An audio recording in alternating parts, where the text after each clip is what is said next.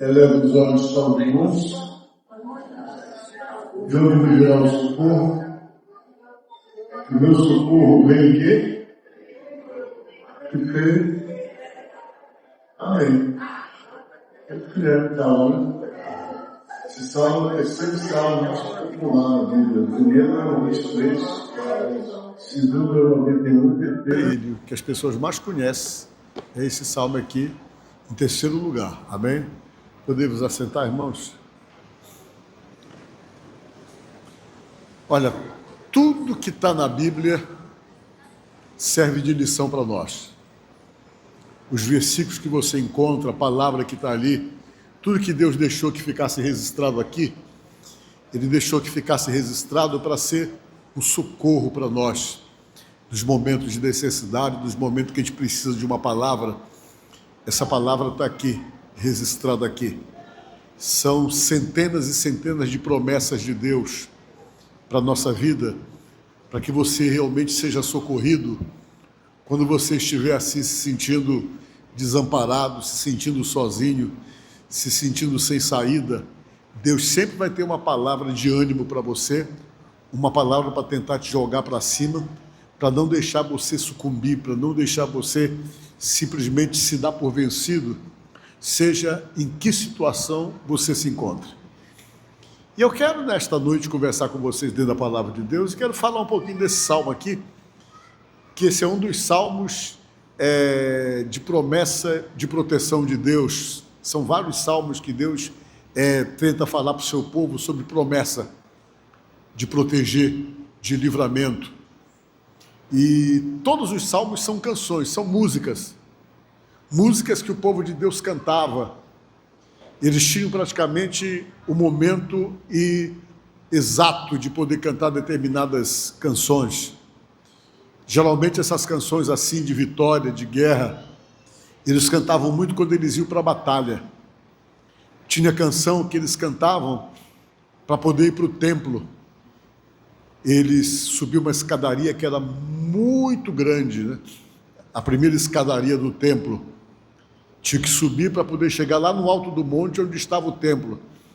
E Deus orientava eles para que eles cantassem exatamente quando estivessem subindo as escadarias. Talvez para não falar mal dos outros enquanto subiam, para não fazer outras besteiras, Deus mandava eles cantarem. Por isso que você abre a sua Bíblia e encontra alguns salmos escritos assim, salmos de degraus. Você já viram já? Quem já viu? Que tem um nomezinho assim, salmo de degraus. Esse salmo de degraus era exatamente os salmos que eles cantavam quando eles estavam subindo os degraus do templo. Que eles iam para o templo, eram as músicas que eles cantavam. Mas você vai ver também alguns salmos que estão escritos assim, cântico de romagem. Esses cânticos de romagem é quando eles estavam em romaria, que eles iam caminhando para algum lugar, eles tinham aqueles cânticos especiais que eles cantavam para isso. E havia os cânticos que eles cantavam quando eles estavam sendo desafiados por alguma coisa, né? Quando tem que enfrentar uma luta, quando tinha que enfrentar uma batalha, que o ânimo quisesse bater sobre o coração, eles tinham exatamente esses louvores para cantar. Como esse Salmo 121 é um cântico de romagem, é exatamente quando eles estavam em romaria, indo para a batalha, indo para qualquer desafio, eles cantavam esses salmos assim, que são chamados de romagem, que era de romaria. E uma das coisas que você precisa saber é que você precisa repetir. A gente só acredita e só aprende quando a gente repete. A repetição é que faz o teu cérebro se adaptar e criar esperança. Você pode ver que na Bíblia, em alguns momentos, Deus mandava o povo dele repetir as coisas. Uma certa vez eles iam para uma batalha, a batalha era muito difícil, eles não tinham armas adequadas para a batalha, o inimigo era todo estruturado, cheio de armas adiantadas e armas realmente sofisticadas para lutar contra eles. E eles tinham que ir para a batalha, e Deus então falou para eles, olha, vocês vão pegar tudo que vocês usam para poder fazer o trabalho da terra, vocês que são agricultores, peguem a enxada de vocês, a foice, e vão para a batalha. E quando vocês forem para a batalha, que vocês pegarem esses armamentos, que não era armamento sofisticado, era armamento que eles usavam, que não era armamento, que era usado exatamente para poder cuidar, para poder tratar da terra. Aí Deus disse para eles assim: quando vocês forem, vocês falam assim: eu sou forte, eu sou forte, eu sou forte. Deus falava através do profeta: diga ao povo, eu sou forte, para poder acreditar que era um forte mesmo, para poder encarar determinadas situações. E você que está aqui nesta noite, você precisa dizer para você que você é forte. Talvez você esteja um pouco abatido, um pouco inseguro, quem sabe as coisas não estão muito dentro daquilo que você acha que poderia superar, de repente você está se sentindo vencido em alguma situação, mas comece a responder para você mesmo e a dizer para você que você é forte, que essa situação não vai destruir você, que você não vai ser consumido por esse problema, porque você é forte. A Bíblia diz que você pode todas as coisas naquele que tem fortalecido você, e quem tem fortalecido você é Jesus. Você tem que começar a acreditar exatamente assim e repetir essas palavras, crendo que Deus está agindo na sua vida para poder te manter de pé no meio da pior tempestade que você, porventura, possa estar passando. Você veio aqui, Deus está falando para você acreditar que é nele que você vai encontrar a saída, é nele que você vai encontrar a solução que você está precisando, que você está querendo, porque é ele que vai te dar forças para superar tudo aquilo que parece insuperável na sua avaliação. E às vezes a gente tem que acreditar assim. O povo de Deus ia para a batalha, era um cântico de Romário. E talvez indo para essa batalha, eles se depararam com desafios enormes. Talvez depararam-se com um inimigo muito forte, depararam-se com um inimigo em vantagem numérica contra eles, se depararam com situações talvez muito desafiadoras, e quem sabe ao depararem-se com essas situações desafiadoras que às vezes a gente se depara na vida da gente, eles resolveram se blindar para quê? Para não sentir medo. Porque a pior coisa que existe para Deus trabalhar na vida da gente é quando nós somos acometidos pelo medo. Não é um medo natural, porque o medo é uma coisa do ser humano, é um instinto de preservação. A gente tem medo exatamente para não colocar a nossa vida em risco. Mas esse medo que ele estava falando, que é o medo que Deus reprova, é o medo da covardia. Aquele medo que você tem exatamente por não encarar uma situação e por se sentir vencido, de repente não encara ela. É quando você se acovarda diante de um problema e decide se recolher, decide simplesmente recuar numa situação que Deus está precisando que você avance, exatamente pelo fato de acreditar nele e por entender que está com ele. É o medo da covardia.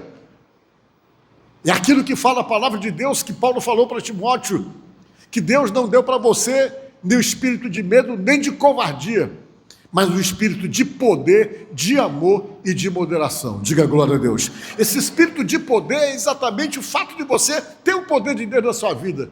De amor é que você não vai movido por uma força atabalhoada para poder enfrentar uma situação, mas você vai movido pelo amor, sim, mas o melhor, você vai moderado, equilibrado, sem ser maluco. Por quê? Porque Deus tira esse medo e começa a te dar exatamente uma visão daquilo que ele pode fazer com você, e através da fé você começa a deslumbrar a sua vitória unicamente pelo fato de se sentir na mão de Deus.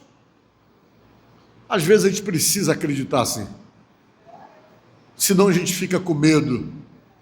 Tem situações que nos assustam, tem situações que nos causam medo, e toda vez que você fica com medo, você se retrai, você se recolhe, você fica sem condições de encarar a situação. E Deus não quer que você recue, Ele não quer que você se dê por vencido antes de lutar. Ninguém consegue ser vencedor se não vencer as suas batalhas. Para Deus te dar exatamente esse perfil de vencedor, Ele capacita você para vencer as suas batalhas, porque na medida em que você vence as suas batalhas, você vai ganhando segurança e vai tendo a certeza que você é um vencedor em toda e qualquer situação, unicamente porque Deus te sustenta, Deus te ampara e te prepara para que você realmente vença os desafios da sua própria vida, que se apresentam na vida de qualquer um de nós. Deus vivia constantemente dizendo para o seu povo para eles não ficarem com medo, porque esse medo era comum no meio deles. Não temas, porque eu sou contigo, falava Deus. Não te assombres, porque eu sou teu Deus. Eu te amparo e te sustento com a minha destra fiel. Deus falava para eles não sentirem medo, mas se sentirem com coragem de enfrentar, seja qual fosse o desafio. Assim Deus está querendo para você, que você enfrente o desafio, seja ele qual for, com a certeza que nesse desafio você não está indo sozinho, você não está abandonado, você não está indo sozinho, mas você está indo com Deus que te acompanha, que te ajuda e que vai te dar força e que você vai conseguir pela força que Ele te dá e pelo fato dele estar na frente, arrumando o caminho para você. Olha, isso é a Bíblia quem diz. E eles talvez estavam meio assim receoso. Vamos cantar. Aí cantaram o quê? Eles falaram, eleva os meus olhos para os montes, eles falaram assim. Por que eles falaram, eleva os meus olhos para os montes? Porque naquela época, era no monte que ficavam os deuses das pessoas que não tinham envolvimento com Deus. Eles colocavam lá os seus totes, colocavam lá suas imagens das montanhas, que era uma parte alta, e sempre que eles iam para a batalha, as pessoas que não tinham Deus, era para o monte que eles olhavam, esperando realmente receber benefício do Deus que eles acreditavam. E o salmista, para tentar mostrar que quem confia em Deus, ele não espera dos montes, não espera que essa resposta venha dos deuses e das imagens que eram colocadas nos montes e que os povos antigos que não acreditavam em Deus depositavam a sua confiança e a sua esperança. Ele citou os montes, falando daquilo que todo mundo quase acreditava, das pessoas que não eram envolvidas com Deus, e depois que ele disse que elevava os olhos para os montes, ele entendia de onde é que vinha o socorro dele. Querendo dizer para nós que o socorro dele não vinha do monte, mas o socorro dele vinha do céu. Diga glória a Deus. E é exatamente isso, nosso socorro vem do céu. É do céu que vem. Ele pegou, foi e disse, eleva os meus olhos para os montes e me pergunto, de onde é que vem meu socorro? É dos montes? Não. O meu socorro vem do Senhor que fez os céus e a terra. Diga glória a Deus. Aí, eles começaram a pontuar, e quando eles cantavam isso, que eles pontuavam isso ia levantando a moral da tropa que ia em romaria. Cada ponto desse salmo ia dando a eles o sentimento de pertencimento a um Deus. Essa sensação de pertencimento que você tem, que você precisa ter, que você tem Deus, que você pertence a um Deus, que esse Deus é ativo, que Ele não é indiferente às tuas preocupações, não é indiferente às tuas lutas, aos teus problemas, mas pelo contrário, Ele tem toda uma estrutura para tentar fazer você chegar no final de qualquer batalha. Ele cria possibilidades, Ele está ali, Ele está junto com você nas suas lutas, Ele está junto com você dentro das suas batalhas. E eles começaram a pontuar isso dentro desse Salmo 121, para mostrar para o povo que eles estavam indo talvez para uma batalha, mas eles não estavam indo sozinhos, que eles estavam tendo ao lado um Deus participativo, um Deus que se dispunha a ir junto nas batalhas, como Ele mesmo falava, essa batalha é minha, vocês vão ter que guerrear. Várias vezes Deus falou isso para o seu povo.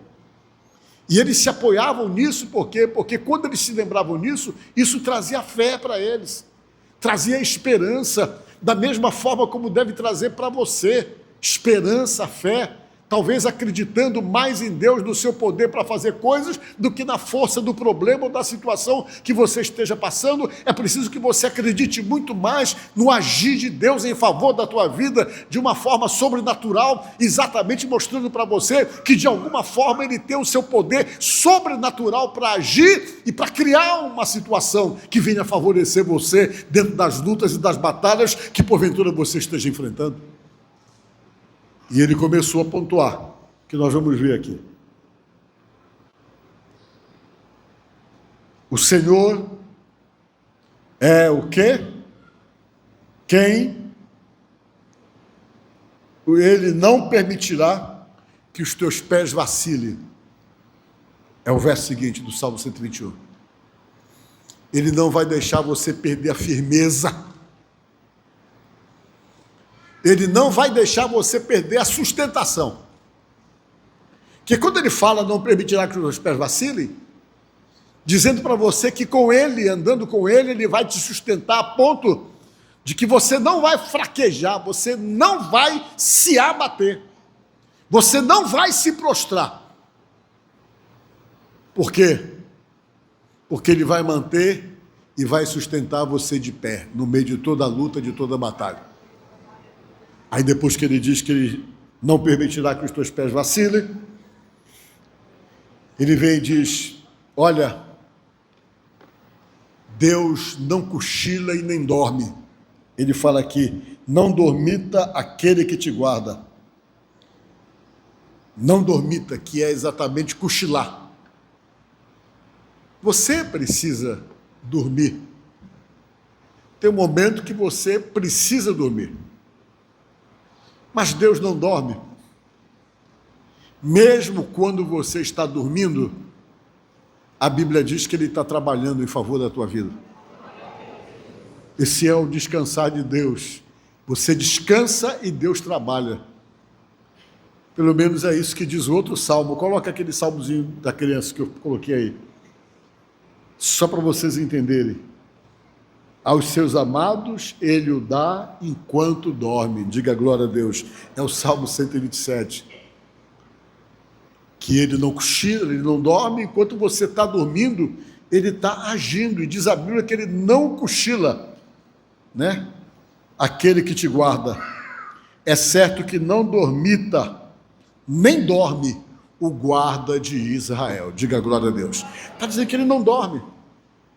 Isso quer dizer que você passa a ter total segurança e total tranquilidade, porque enquanto você está dormindo, esse Deus vai estar trabalhando exatamente em favor de você para poder criar a possibilidade das coisas que parecem difíceis, que parecem desafiadoras.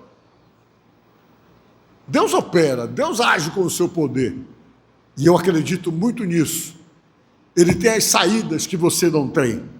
E depois que ele fala isso, o Senhor é quem te guarda, diz o Salmo. O Senhor é quem te guarda. O Senhor é a tua sombra e a tua direita. Por que ele fala isso?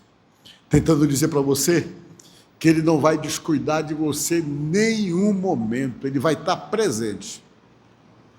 Quando ele diz assim, a tua sombra e a tua direita. Por que sombra? Porque sombra é algo que não deixa você.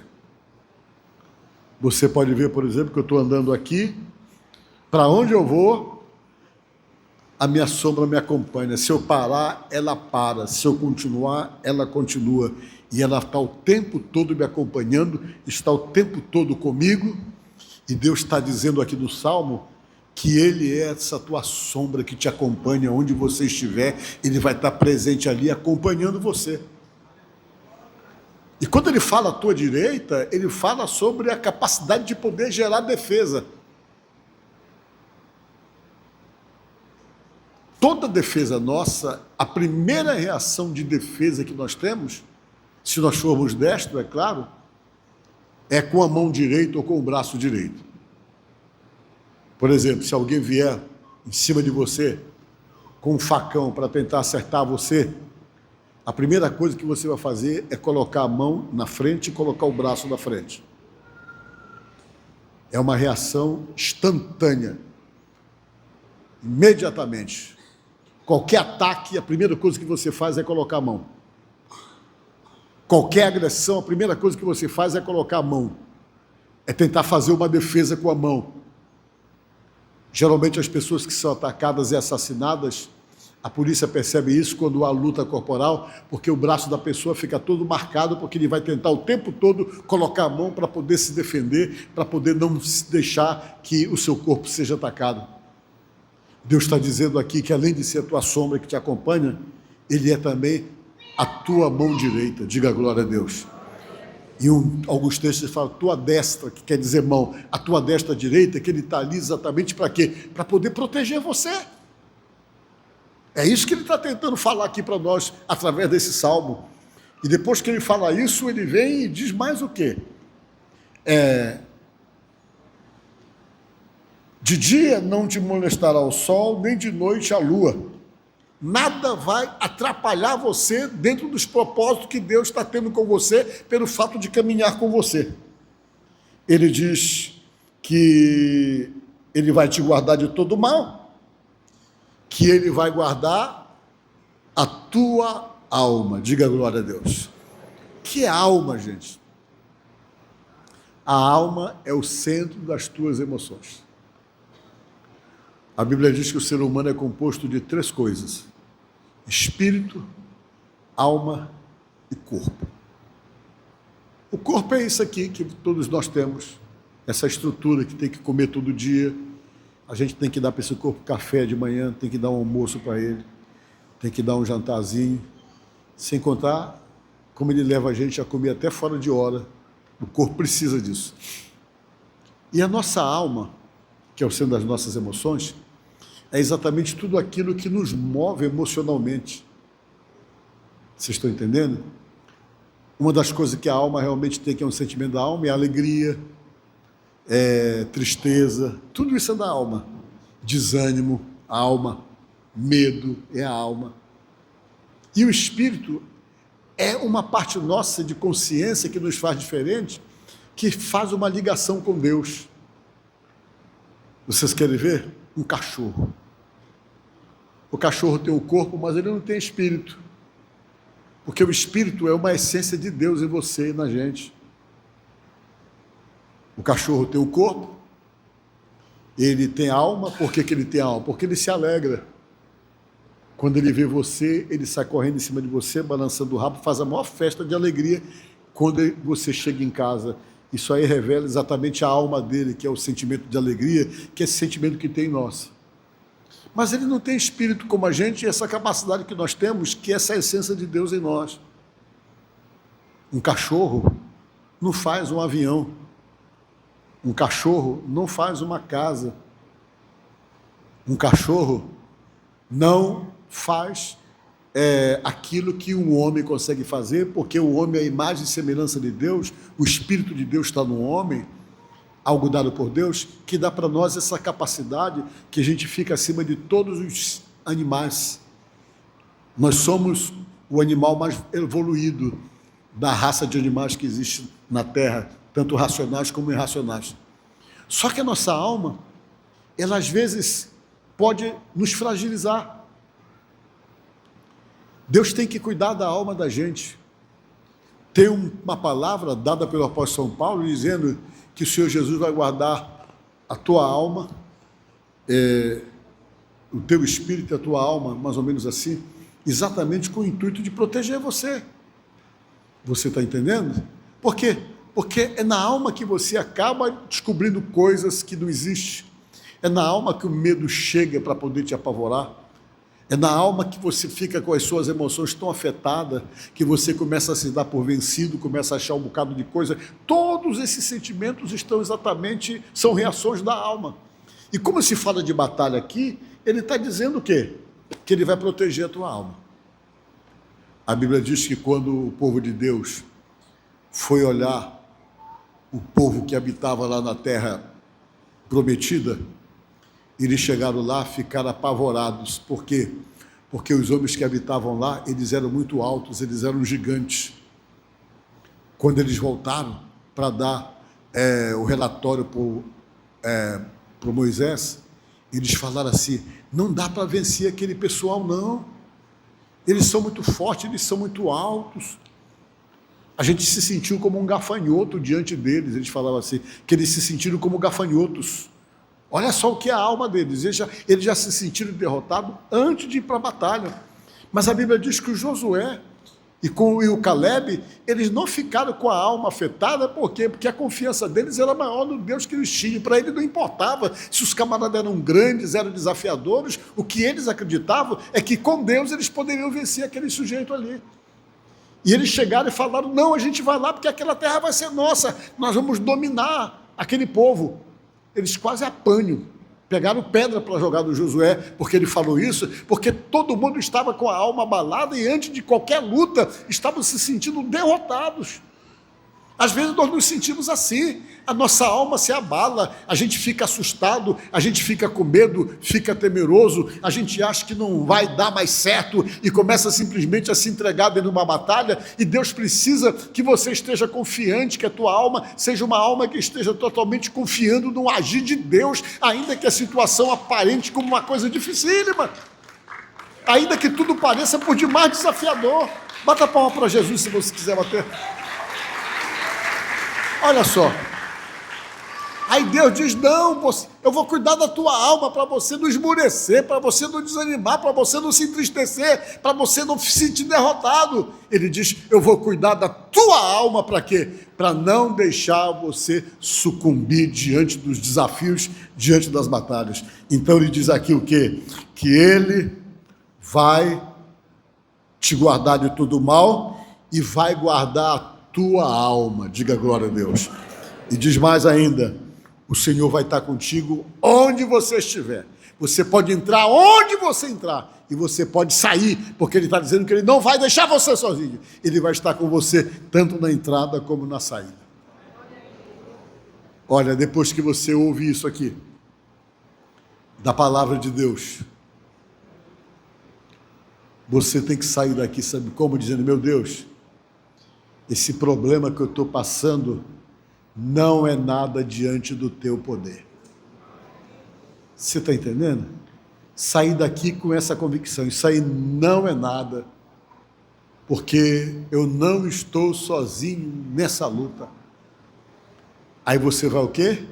Você vai se empoderar da fé, da confiança em Deus, do acreditar em Deus. Uma vez eu passei uma luta tão grande, que eu não vou mentir para vocês, eu estava me sentindo derrotado já. Todo mundo falava, dizendo, não tem mais jeito e tal, isso aí não vai resolver. E eu comecei a receber essas palavras de amigos próximos, dizendo, olha, a gente não vai conseguir não. A gente está derrotado nisso aí, você vai ver só. Porque o pessoal tudo se reuniu, está todo mundo junto, pulando para um outro lado. Que situação era essa? Vou explicar para vocês aqui, são da igreja, vocês não entendem? Eu sou presidente da igreja aqui. Mas para eu ser presidente, eu tenho que receber a votação dos pastores, você está entendendo? Eles têm que votar em mim para eu ser presidente. Era assim, agora mudou o estatuto, né? Agora não é mais, não. Agora a gente é nomeado pela direção maior. Porque como tinha eleição para escolher o presidente, tinha muita confusão, às vezes as pessoas judicializavam. Não, isso aqui foi feito errado, ir para a justiça. Vai ficar uma coisa feia. Vocês estão entendendo? E quando foi um dia, um grupo decidiu que ia me tirar da presidência da igreja. Eu não tenho problema com isso, porque eu sou pastor. Mas, às vezes, tem coisas que é de acordo com como eles querem fazer. Tem coisa que incomoda a gente porque a gente sente que o sentimento e a motivação são motivações totalmente erradas. E eles começaram a trabalhar, chegaram com todo mundo dizendo, está na hora de tirar o pastor Paulo, ele está há muito tempo aí. Só que eu acho que a gente fica enquanto Deus quiser, na hora que Deus não quiser, ele tira, sabe por quê? Porque ele que é o Senhor da obra, ninguém é dono da obra, o dono da obra é Deus. E o pessoal começou a se reunir, e eu comecei a ver que alguns amigos começaram a se levantar com o propósito de me tirar mesmo. E usando expedientes não tão ortodoxos, vamos falar assim. Alguns expedientes não tão dignos de se falar. Aquilo me entristeceu tanto. Me entristeceu pela situação em si, como estava sendo feita. Me entristeceu porque quem estava tomando essa atitude eram pessoas que antes eram amigas. Aí dói que você não queira imaginar. Mas eu não fiz nada, eu deixei na mão de Deus, Senhor, está na tua mão. Vai acontecer do jeito que o Senhor quiser que seja feito. E ficou aquela campanha, todo mundo fazendo campanha, eu não fazia campanha, eu ficava quieto, só orava a Deus. E um grupo convencendo todo mundo que tinha que ser diferente. Tudo bem, eu digo, meu Deus, se for, porque tu quer mesmo, tu que é o Senhor da obra. Mas eu estava triste por conta da maneira como as pessoas estavam fazendo as coisas. Aí um amigo meu, que é pastor, sentiu que eu estava muito triste, falou para mim assim, olha, eu quero que você vá participar de uma conferência. Eu digo, onde? Lá em Bogotá, na Colômbia, a gente vai mandar passagem para você, e você com o Luiz Antônio, que é um amigo que eu tenho pessoal, vocês dois foram escolhidos para serem representantes da igreja dessa conferência internacional da Igreja do Evangelho Quadrangular. Quando eu cheguei lá, em Bogotá, para essa conferência, que era na Igreja Quadrangular lá da Colômbia, só tinha estrangeiro. Era pastor russo, pastor do Japão, pastor dos lugares mais da Turquia, dos Estados Unidos.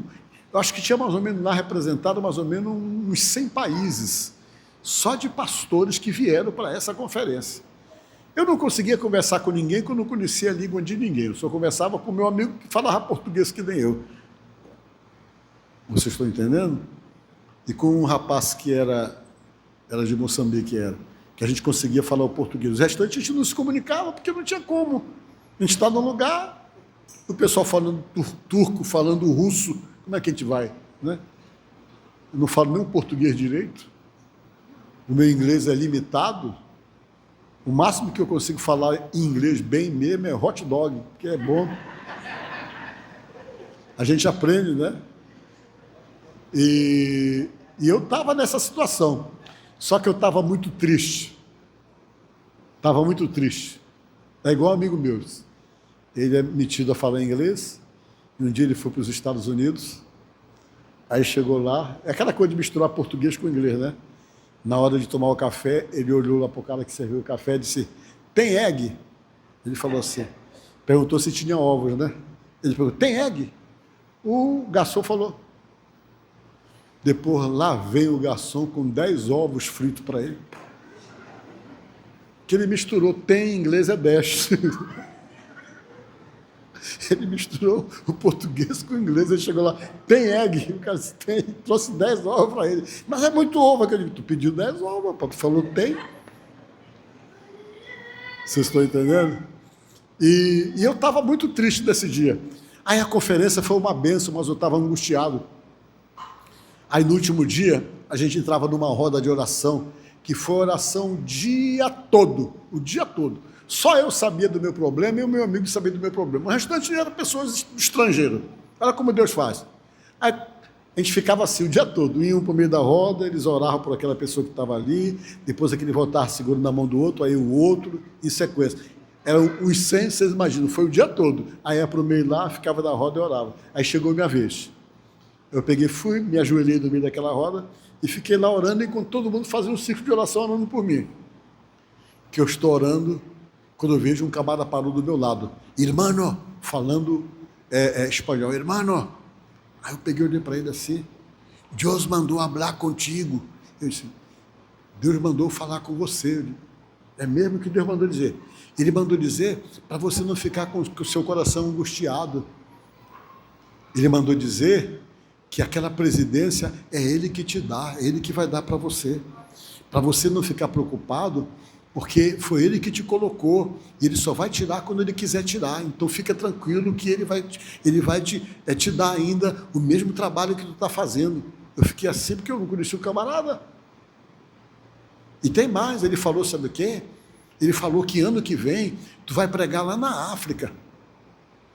Ano que vem ele vai levar você na África para você conhecer a igreja da África e pregar para as pessoas que moram lá.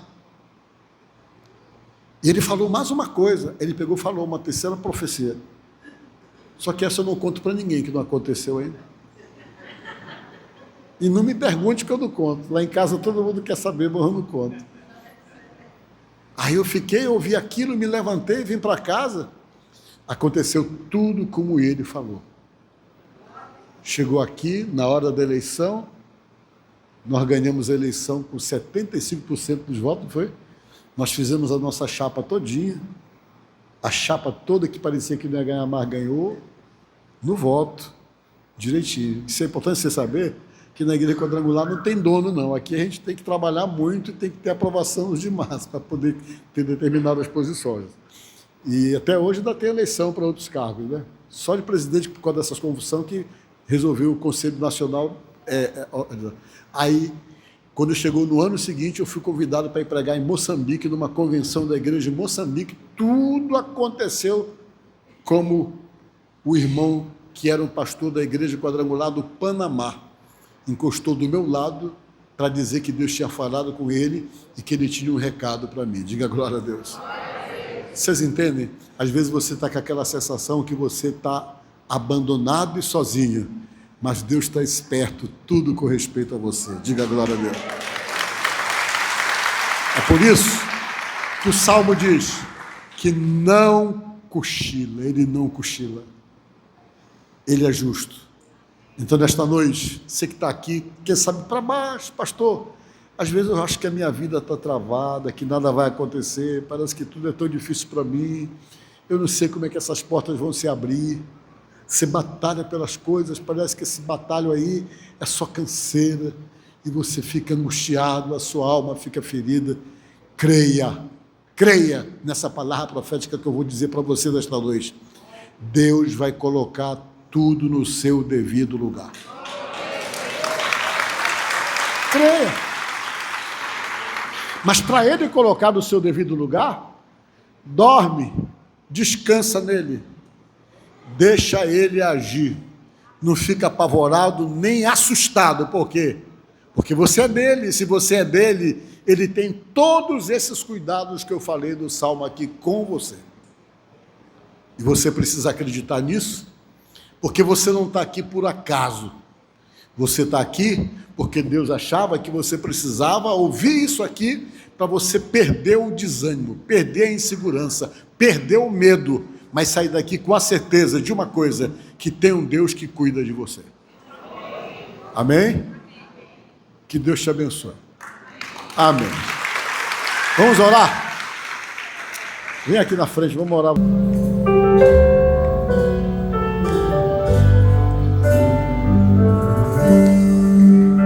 Eu preciso aprender um pouco aqui, eu preciso aprender um pouco ali, eu preciso aprender mais de Deus, porque Ele é quem cuida de mim. Se uma porta se fecha aqui, outras portas se abrem ali. Eu preciso aprender mais de Deus, porque Ele é quem cuida de mim. Deus cuida de mim. Diga para Deus: Deus cuida de mim, na sombra das suas asas. Deus cuida de mim. Eu amo a sua casa e não ando sozinho, não estou sozinho, pois sei, Deus cuida de mim, Deus cuida de mim, na sombra das suas asas. Deus cuida de mim. Eu amo a sua casa e não ando sozinho, não estou sozinho, pois sei, Deus cuida de mim. Se na vida não tenho direção e preciso tomar decisão, eu sei que existe um alguém que me ama, Ele quer me dar a mão. Se uma porta se fecha aqui, outras portas se abrem ali. Eu preciso aprender mais de Deus, porque Ele é quem cuida de mim. Deus cuida de mim. Oh, oh, Deus cuida de mim, na sombra das suas asas, Deus cuida de mim. Eu amo a sua casa e não ando sozinho, não estou sozinho, pois sei, eu sei, Deus cuida de mim, Deus cuida de mim, na sombra das suas asas, Deus cuida de mim. Eu amo a sua casa e não ando sozinho, não estou sozinho, pois sei, Deus cuida de mim. Amém, glória a Deus. Agora conversa com ele um pouquinho, com as tuas palavras, né? Isso é oração. A oração é isso, quando a gente verbaliza a nossa preocupação, quando nós verbalizamos a nossa dor, os nossos medos, as nossas inseguranças, as nossas incertezas, que você transforma em palavras, você está orando. Então diga: Senhor, olha, eu tenho medo disso, às vezes eu fico achando que aquilo ali não vai dar certo, às vezes eu acho que o meu sonho parece que é difícil de acontecer, ele é distante, ele é inatingível.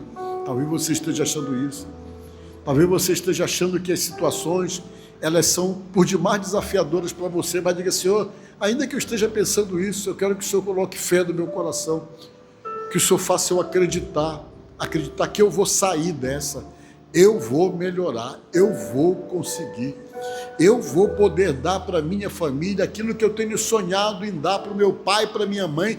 Deus vai me criar essa possibilidade e vai me abrir essas portas. Começa a declarar essas coisas para Deus. Eu sei que tu estás comigo, Senhor. Os meus sonhos não são impossíveis, porque o Senhor está comigo, é o Senhor que torna eles realidade na minha vida. Fale assim para Deus, porque para Deus não tem causa perdida, não tem um problema que seja grande o suficiente para impedi-lo de agir. Vamos orar. Senhor nosso Deus, nós estamos reunidos na tua casa de oração, como fazemos todas as quartas-feiras. Levantamos a nossa voz, declaramos que estamos contigo, por isso que nós estamos aqui.